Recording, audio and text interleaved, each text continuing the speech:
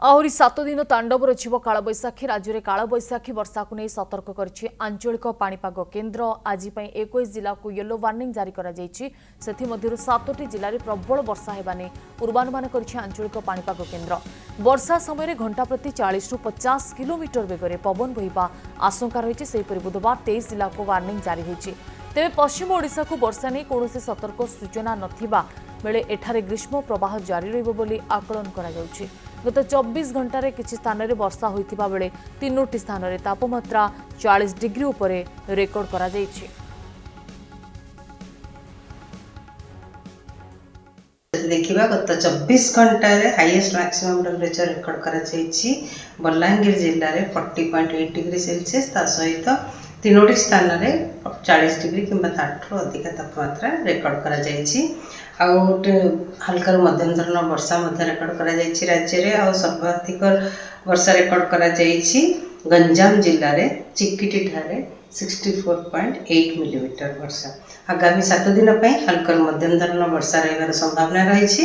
आगामी 24 आवर्स 24 घंटा रे किछि जगह रे हल्का मध्यम धरण वर्षा होबार संभावना रही। उपकूलवर्ती अंचल जिला गुड़िक सहित मयूरभंज, केउंझर, सुंदरगढ़, संबलपुर, नुआपड़ा, बलांगीर, बरगढ़ जिले में किछि स्थान में वर्षा होबार संभावना रही। वर्षा सहित बिजुली घड़घड़ी रहिबार संभावना रही। सहित झटका पवन 30 ରୁ 40 ରୁ 50 किलोमीटर पर आवर रहिबार संभावना रही।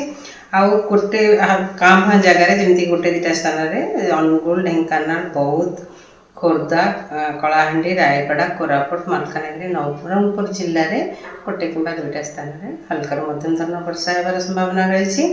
आ घड़घड़ी बिजुली भी रहिबार संभावना रही। जमती कंधमाल, कलाहांडी, रायगड़ा, कलाहांडी, मालकानगिरी, कोरापुट, नवरंगपुर जिले में। काली जदि देखा अनेक स्थान में राज्यर हल्का मध्यम धरण वर्षा होबार संभावना रही।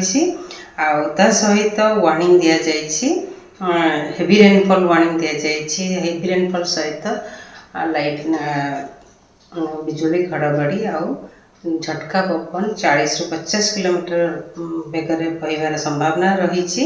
जमती सुंदरगढ़, केउंझर, मयूरभंज, ढेंकानाल, बलांगीर, गंजाम, गजपति जिले में।